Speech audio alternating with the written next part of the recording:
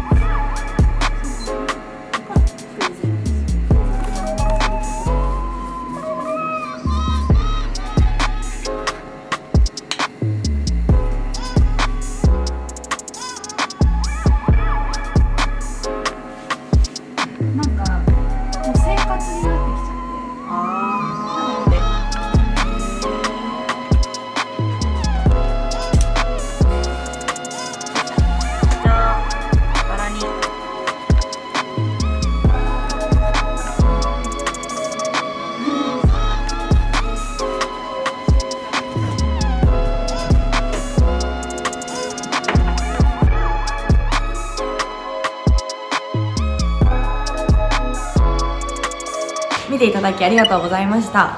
今回はこちらのアクリル絵の具と、こ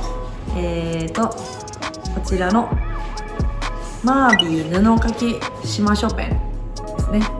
このペンとこのアクリル絵の具と、あとは、コーティングとしてニスを上から塗ってます。アクリル絵の具は服とかにつけても、取れないし、洗濯とかしても取れたりしないので、服に絵描きたいっていう人はアクリル絵の具とかこういうペンとか、布用の絵の具もあるので使っていただくといいと思います。